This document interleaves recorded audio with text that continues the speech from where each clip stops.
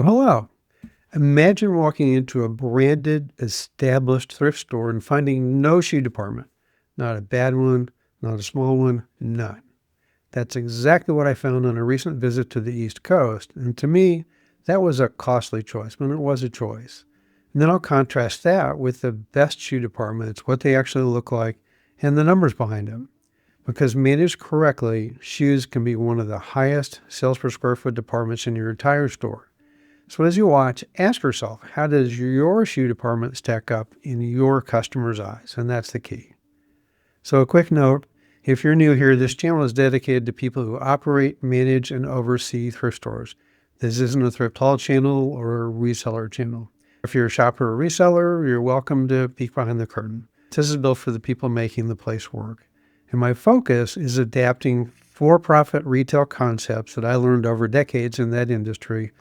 On this trip to the East Coast, I stopped at this random thrift store, well, because that's what I do, and I was just a customer. This store is part of a recognizable thrift chain. It was a small location in a high-rent area, and when I show pictures, I grayed out the branding because the video isn't about them particularly. It's about how customers see decisions like these. So two things shocked me when I was there. One was about shoes, which is what prompted this video. And the other had nothing to do with shoes, but it doubled down on how hard they make it for people to shop in their stores. And I'll get to that other issue in a bit. Because they did have shoes, but what they didn't have was a shoe department. Every pair was scattered across tent fixtures and shelves above the clothing racks. Now, I've been in thrift stores from coast to coast, including some of the highest revenue operators in the country, and I've never, ever seen this. Sometimes you'll see some tension racks as extra, like, some athletic wear above that athletic clothing, but there's always a shoe department. So ask yourself from a customer perspective, how easy is it to find what's available in a size or a style? Not so much, in my opinion. Now, the tent fixtures were mostly in the women's section, so at least those shoes had some visibility, but there was no organizational logic beyond gender. And that appeared to be the only sorting principle. And this is an example of just how random things were. This merchandising strategy actually works against the customer. Then there were basic shelves, just flat shelves on top of clothing racks in the men's section, and that was worse. It was hard to find or even fully identify what was there and certainly what condition they were in without picking up every pair. I started looking for Vans and Adidas, brands that I like, and frankly, I gave up. I didn't feel like picking up every pair of shoes to see if they looked good enough to buy. By scattering shoes across the entire store, this operation turned a simple purchase into a treasure hunt, and customers won't hunt for long. What made it worse was there was floor space that could have easily housed a dedicated shoe department, and that space had been given to furniture, and a surprising amount for that store that size. Furniture, with very few exceptions, is one of the lowest sales per square foot revenue generators in thrift. It's bulky, slow turning, and a poor use of space in a small store. During COVID, a lot of operators quit taking furniture, and most of them never went back. And generally speaking, that's the right call. We'll give them this. The shoes that I looked at were clean, they were in good condition, and pricing seemed reasonable for the market. And those things matter, and they're harder to get right than some people realize. So if your shoes are clean, they're fairly priced, and hard to shop, you're leaving money on the table. Merchandising is all about reducing friction, making it easy for a shopper to find what they're looking for. You can only merchandise well if you understand how your customers shop. And that second thing I mentioned earlier ties into that whole shoppability pattern, so I'll get to that. In a traditional retail shoe store or shoe department, a customer arrives knowing what they want, a style, maybe a brand, and of course they know their size. Thrift shoppers are a bit different. They know what they want, but they've accepted that they're shopping for what's available. And there's a low friction formula that's really simple. So let's contrast that with a shoe department in a single location, mission-driven, not-for-profit store. This store has no chain support, no corporate merchandising team. It's just a store that got it right. It's sorted by gender, sorted by size within each gender. That's their system. When I walked up, I found my gender section, I found my size, and From there, I can find if anything caught my eye. 3 steps, all of them easy. That's the win. That's really good, especially for an independent. And every time I visited that store, because I'm a regular shopper, that shoe department has been fresh and full.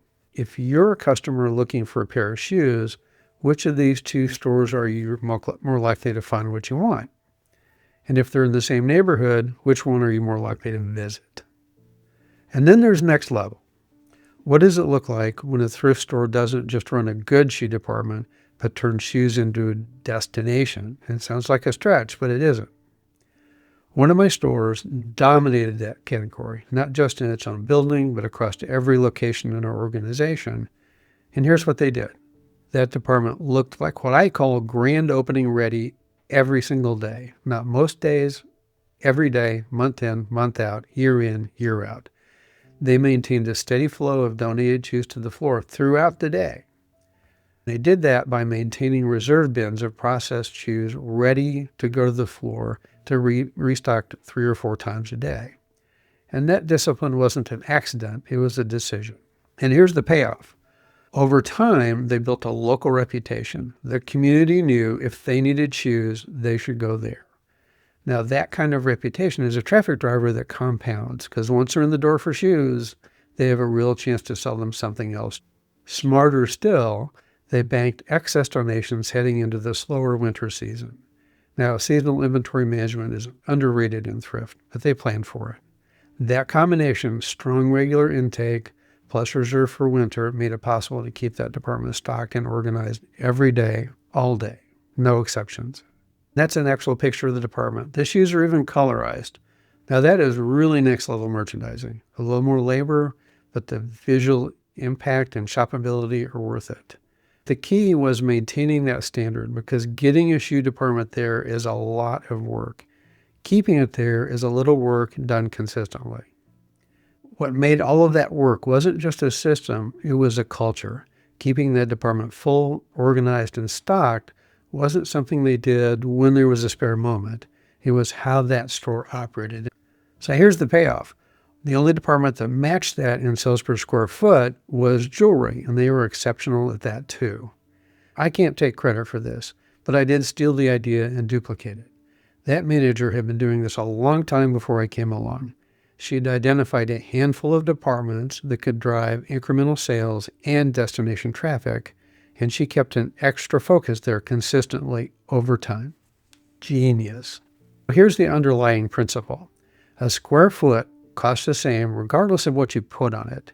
You can fill it with a coffee table that sits there for 2 weeks or sells for $5, or shoes or jewelry that can generate hundreds in the same time.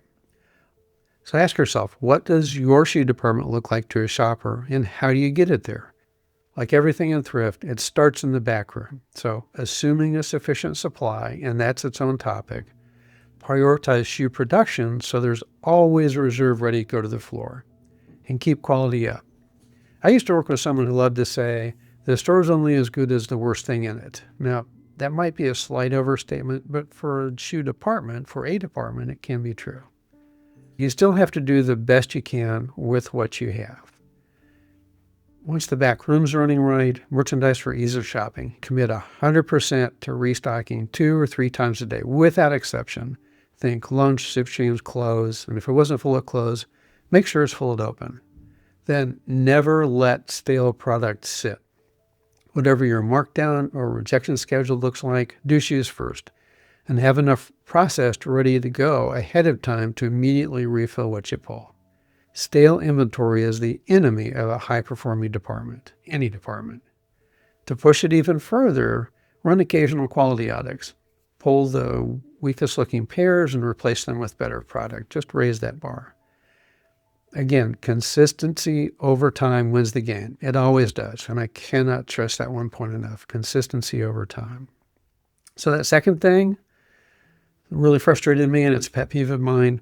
All the bottoms, pants, shorts, skirts, dresses, were sorted by general size only, small, medium, large, and so on.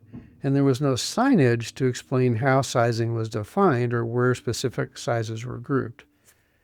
And there was no way to navigate without going through everything. Now, people shop for bottoms by size as well, and sorting through 50 pairs of pants to find one size Turns customers away. Again, high friction, same problem, different department. The pattern at the store was clear. There was a consistent lack of merchandising attention to how customers actually shop. And I was just a customer there, but there's no doubt in my mind that a dedicated shoe department and properly sized bottoms would move their sales well into double-digit growth. And the highly successful thrift stores I've operated and visited would back that up. By the way, I did buy this nice new with tag shirt there, and it was only $8, so that was a great deal. What made this especially frustrating to me was the staff was excellent. They were knowledgeable, they were engaged, they were proactively helpful. They made customers feel at home, and really that's becoming a rare commodity in retail in general this day. So kudos to them.